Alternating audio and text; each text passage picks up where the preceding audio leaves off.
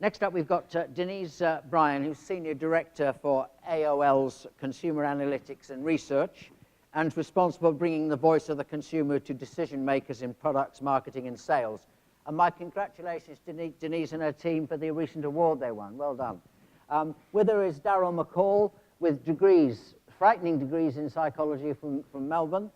He's from Focus Vision and specializes in market intelligence. Those of you who know Research Reporter, he's behind that platform for transforming intelligence into competitive advantage.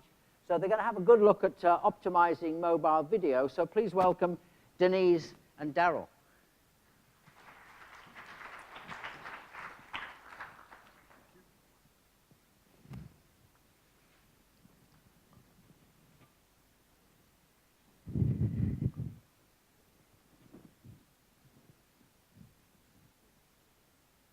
Gave a good introduction actually for Daryl, and again, I'm Denise Bryan, Senior Director of Consumer Analytics and Research at AOL.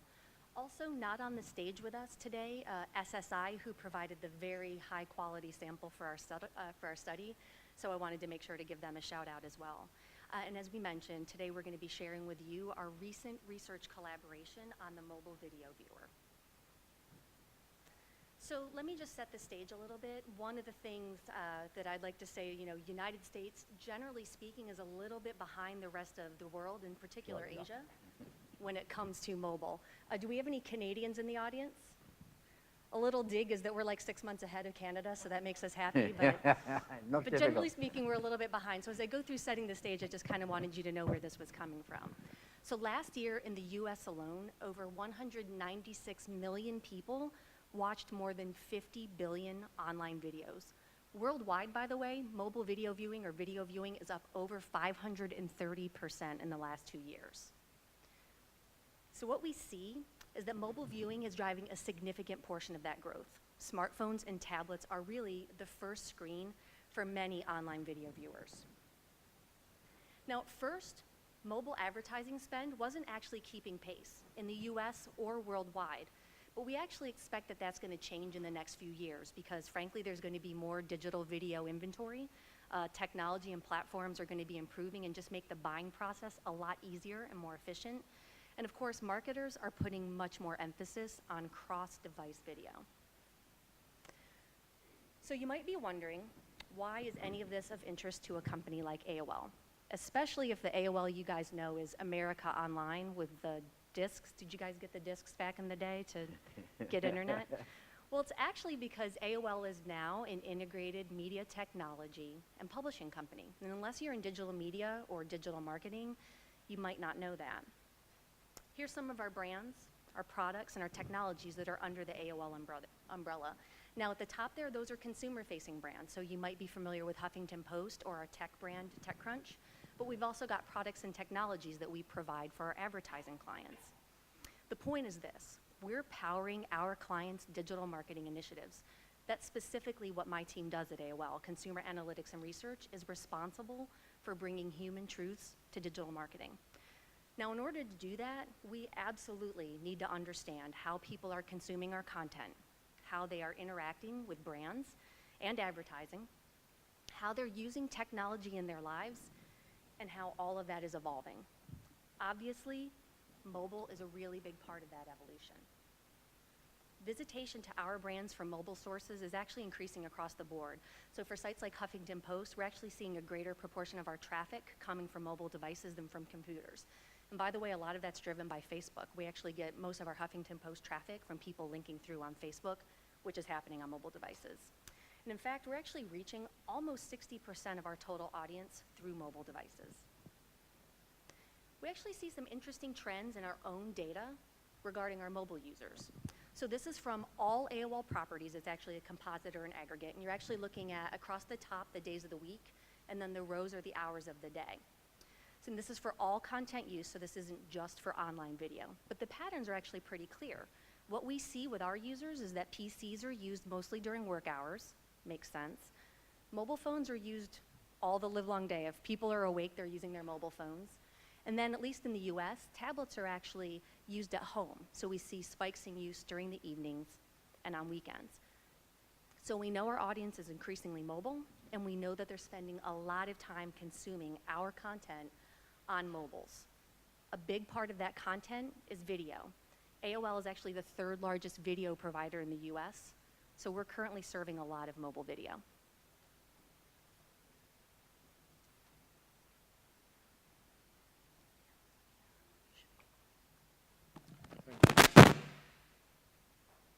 Do that again.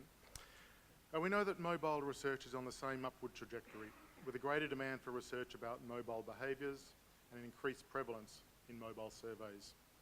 And as video consumption on mobile grows, so does the demand for insights about it, which means video is increasingly finding its way into mobile surveys as well. Our internal data tracking shows us that survey starts are increasingly on mobile devices. Mobile penetration will differ by sample composition, and what we see is that traditional survey panelists are still quite PC-centric, which are arguably, but client lists, which are arguably more like the average population, have much higher smartphone penetration. So we're reaching more and more people via mobile. We're increasingly monetizing the inventory, and we're incorporating more mobile data and insights. But everything we see in our research tells us that mobile devices, especially smartphones, are incredibly personalized devices, that there is potential for a personal connection on mobile devices because they are in many ways extensions of the user's personality. At the same time, we also know that many of our old digital methods are the exact opposite of personalized, reaching people via mass communication, lacking in any real personalization or relevance, using ad units like banner ads and text ads borrowed straight from Web 1.0.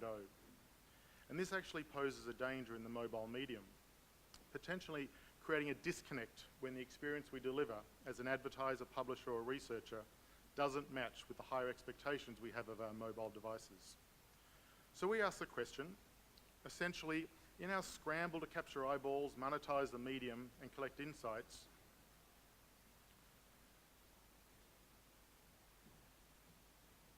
there we go, oh, wrong button. So we ask the question, in our scramble to capture eyeballs, monetize the medium, and collect insights, are we fully leveraging mobile's power to make an emotional connection with its users? So with this research, we set out to explore the customer's experience with mobile video in a few key areas.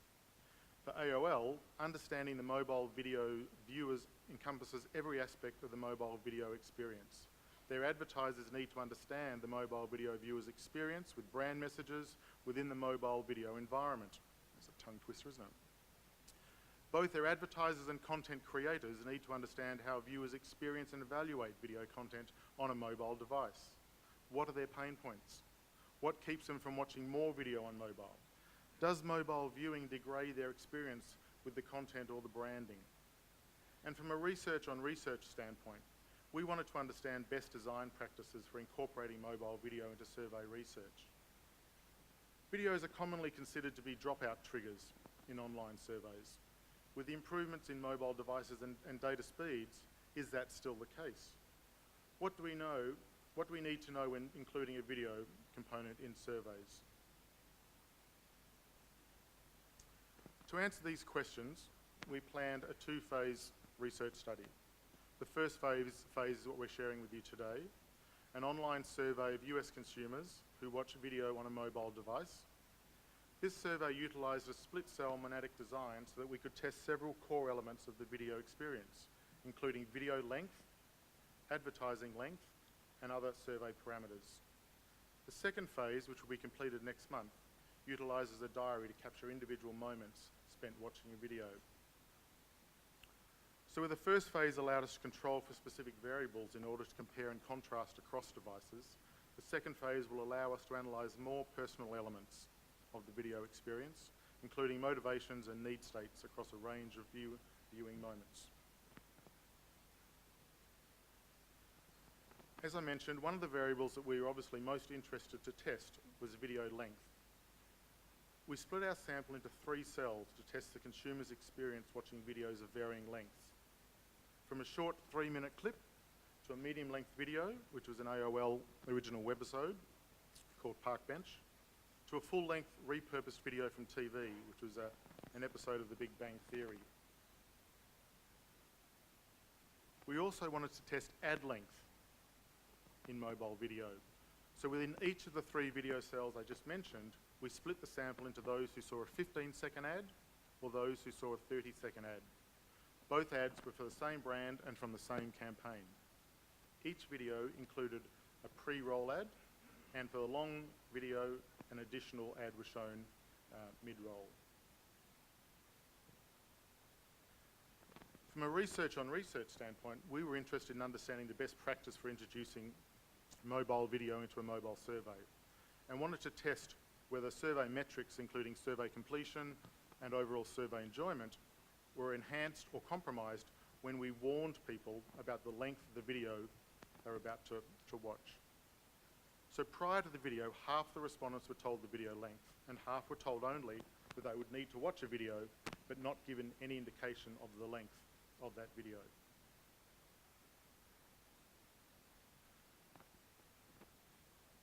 And finally, even though mobile video was our focus, we wanted to include a cross-platform view of the data so we could compare against video viewing on a computer as our benchmark. The survey was built in responsive design to optimise the experience across devices, and respondents self-selected which device they completed the survey on. Almost half of our total completes elected to complete the survey on a mobile device. All of the data we present about the specific video and ad treatments we showed in the survey are based on the device the participant chose to conduct the survey on.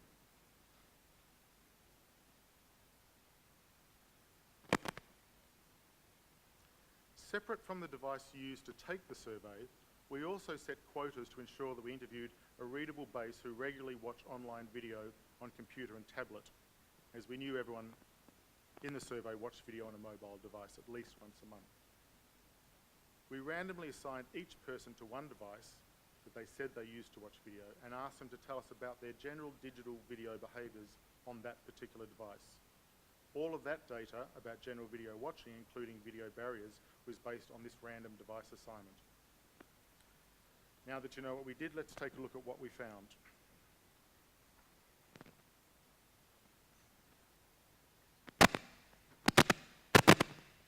Sorry about that, I didn't touch it. And a word to the wise about research collaborations. This one's been great, but you can see we clearly threw a bunch of things into the test. So we had a number of cells going on, and we caused a lot of work for Focus Vision to make sure that they actually could program all of those quota cells out. So very good work there.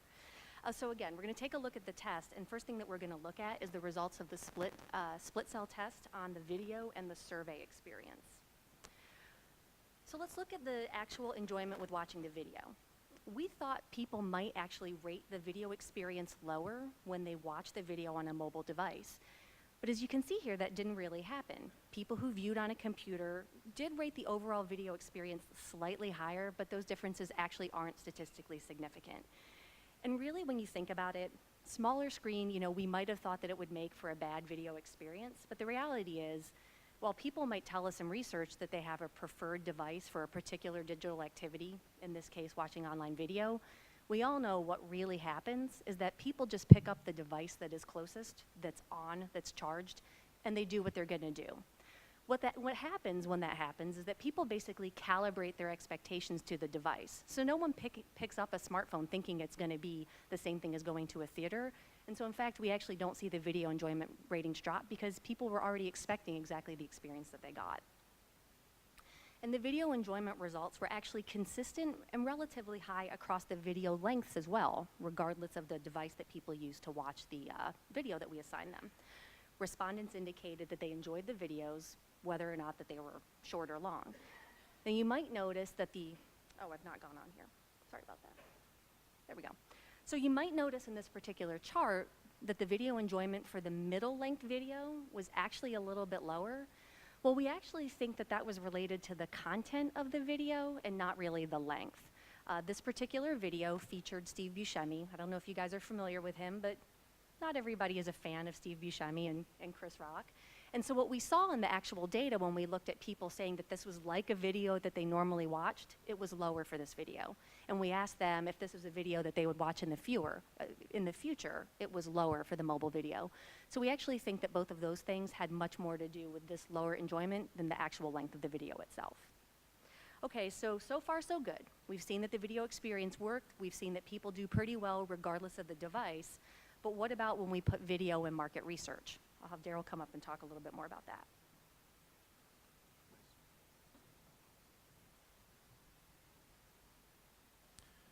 Okay, first, people told us that they didn't watch as much of the longer videos as they did the shorter videos.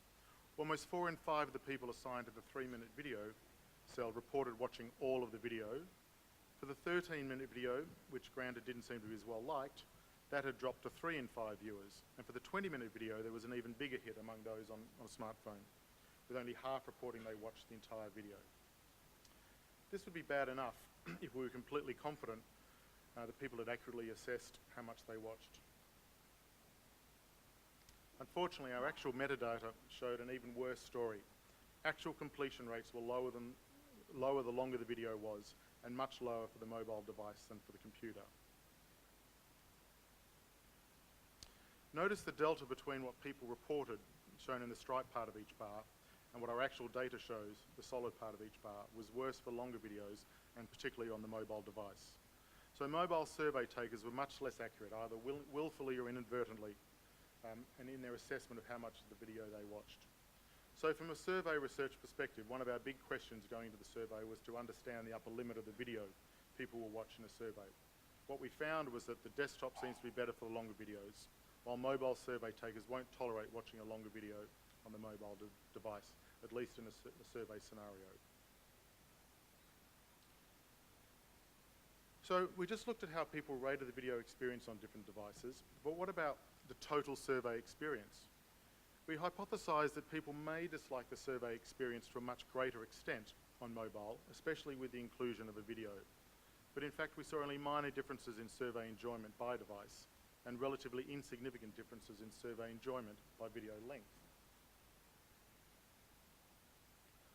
One thing that did make for a significant impact on all of these metrics, including video enjoyment, completion rates, and survey enjoyment, was whether or not we let people know how long the video was in advance of watching it. First, completion rates, both for the video and the survey overall, suffered for the medium and long videos when we told people up front how long the video would be. In the chart on the left, we see that for people who viewed the video on a PC, where survey completion rates are higher in general, the drop-off was not as pronounced when we told them in advance the length of the video. But on the mobile device, which you can see on the right, you can see there was a bigger impact when we gave viewers advance notice of the video length. The thought of a 20-minute video was too much, and even though watching the whole video was optional, still 20% more people on the mobile dropped out before completing the survey. But lest you think the warning about video length is a bad idea, for the people who went on to watch at least some of the video and complete the survey, setting expectations about the video length had a slight but statistically positive impact on video enjoyment and overall survey engagement in the case of the longer videos. So the moral of the story remains, it isn't not to warn people, but rather not to include long videos in market research. All right, so next, let's take a look at what happens when people watch video on mobile devices more generally.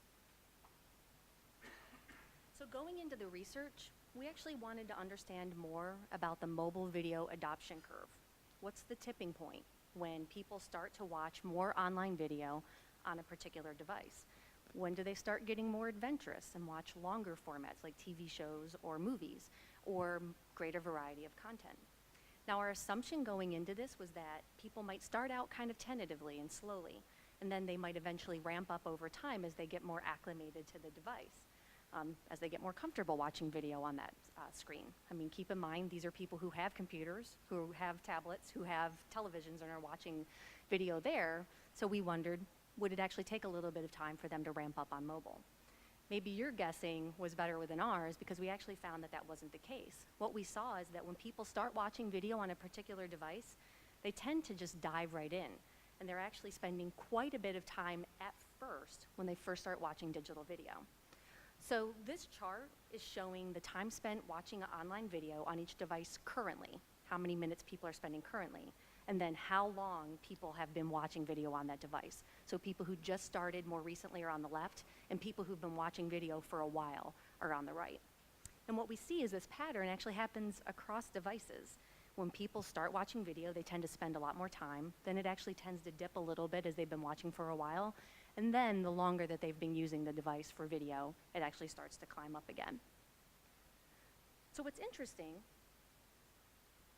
let me go this way. There we go. What we actually found to be a bigger predictor than time actually seems to just be appetite for video in the first place.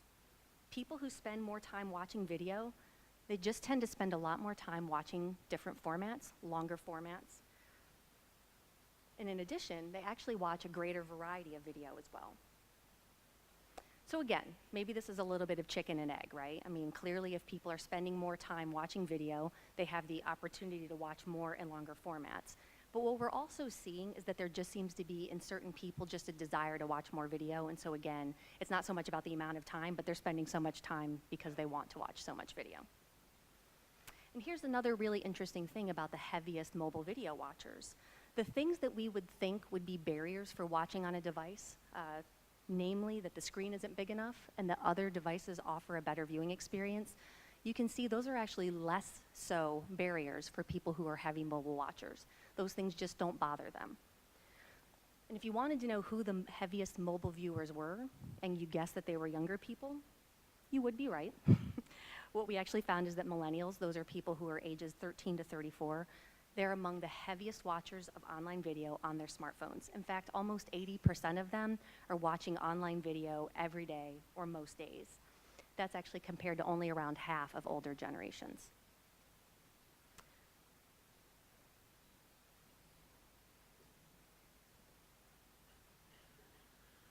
So we saw earlier that video watching experience and even the survey experience was good and relatively consistent across devices. And we were hoping we would see the same when we looked at the performance of ads in the mobile video. But we weren't surprised when people told us that they didn't really like the video ads when they experienced them in a mobile viewing environment. Keep in mind that this is the exact same ad. People simply like the ad less when viewed on a mobile device. Not surprisingly, mobile video ads can still feel foreign on mobile devices, where people are less likely to agree that the ad they saw fit with the video they were watching. Most digital video ads are simply repurposed TV ads, and this may be one reason they feel out of place.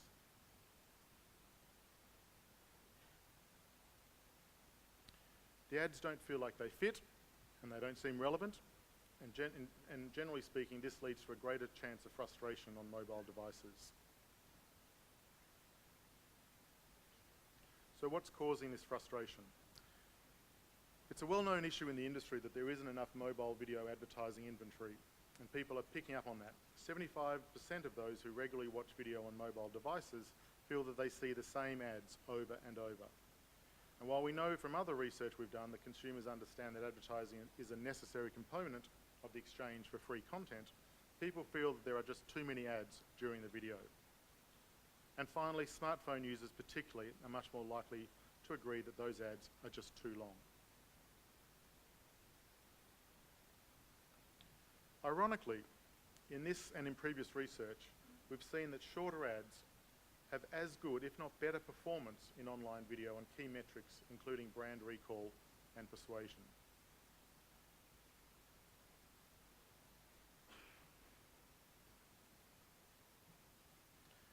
And of course, regardless of the platform where people view video ads, not many of them find them all that relevant. This is a key because time and again we hear from consumers that if they have to see advertising and they acknowledge it's a necessary evil, they want it to be relevant to them. This is even more of a need on a more personal device like a smartphone. The bar is simply higher to get relevance right when people are on a device that many consider to be an extension of their own personality. But it's not all bad news. There's actually good news here. Mobile actually does have a real opportunity. So first of all, advertising recall was actually pretty consistent across the board. Didn't matter the device, people remembered that there was advertising. And even better, they actually correctly remembered the brand at roughly the same rate across the different devices. Now, without brand recall, we know that the brand message just cannot get through. And we also know that in real life viewing, people aren't viewing like they are in a lab where they're basically doing just one thing. People are actually using multiple devices. There's been a ton of research that's been done about that. We actually call that distracted viewing, when people are using more than one device at a time. And we know from a recent study, which is where this data is from, that when people actually have distracted viewing, it can actually really significantly impact brand recall, sometimes by more than half, as is the case with TV. But here's what's interesting. Mobile devices are less susceptible to distracted viewing. With tablets and with smartphones, you see brand recall does drop when people are doing something else other than watching a video on their smartphone or tablet, but it's not as bad. So why is that?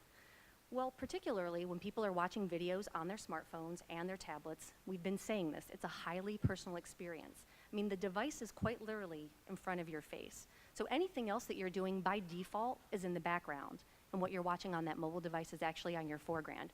That actually really helps the brand message get through if the message is right. And let's be clear, that's really important because when people remember the brand, then we have the ability to shift brand perceptions.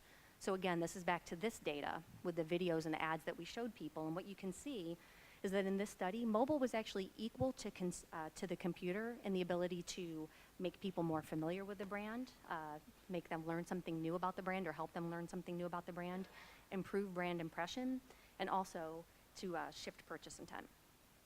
And mobile actually has an edge. When it comes to the perception, the ads can provide new info on products and technology. Okay, so where does that leave us? What did we learn about mobile video and advertising? First of all, cross-device video plans are key. It's interesting, but even now many of our clients, our advertisers and agencies ask us, well, what device should I run this on, or what platform should I run this on, this campaign on? The answer is all of them. What we need to understand is that video consumption is only going to continue to grow. People using mobile devices for watching video, that's only going to continue to grow, especially among millennials, which is a very important target to a lot of advertisers.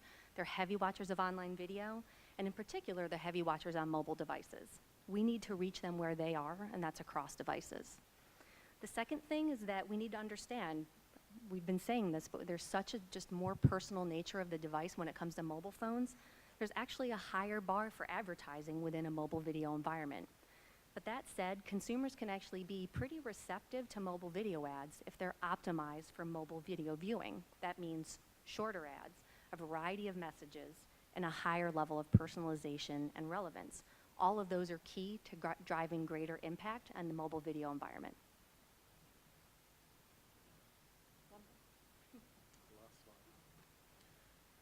So, mobile video and research, to summarize, participation rates are impacted by the length of the video. The longer the video, the lower the participation rate, even if the question is optional. So keep the videos as short as possible, but not longer than a few minutes. 5 minutes would be the longest video a PC or mobile user will willingly watch. Secondly, giving mobile users advance notice of the video length will trigger dropouts, especially if the expected length is long. Even so, we recommend being honest and upfront with respondents, as it can have a positive impact on the survey engagement in total.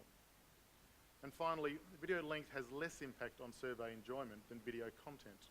A good engaging video may be able to allay some of the survey participation and data quality problems associated with the longer video. Great. Fascinating. Fascinating. Fascinating. Questions? Yes, straight away. Hi, I'm Dominic from Shout.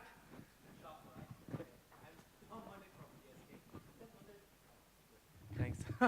I just want to ask a very simple question. I'm kind of intrigued by the pre-rolls that you have shared some insights here. Do you have any experience, or is there a way of typically doing pre-rolls? Because typically for us, we usually just use the TVC storyboard and cut it into 15-second or 13-second, or the ones that are being referred here are actually developed fit for purpose on the mobile side and is detached from the TVC board? Thank you. Yeah, so is your question, what do we do for pre-rolls and what do we know about the fact that most of them are repurposed? Yes. Yeah, I mean, So that's the subject of another presentation that we do, which is really that part of the issue with mobile video and why that experience doesn't really work as well is that we've basically ported over all of our Web 1.0 digital, banner ads, and then with mobile video, we just take TV ads and port them over. So we've been trying to really fight the fight for having the shorter ad lengths and also to be doing special creative that's part of a bigger campaign, but that's created specially for digital. That's, I think that you're on the right track there, but, the industry being what it is, I mean, it takes a lot to come up with even that one creative, and we find that we tend to use it across devices even though we know that it's not really optimized for those devices. Any more?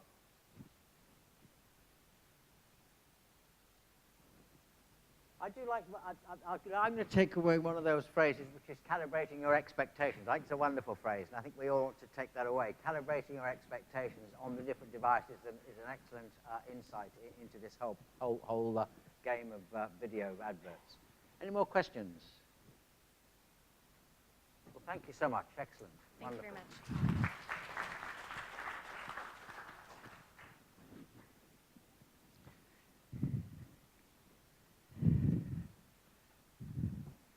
Motivation of hunger.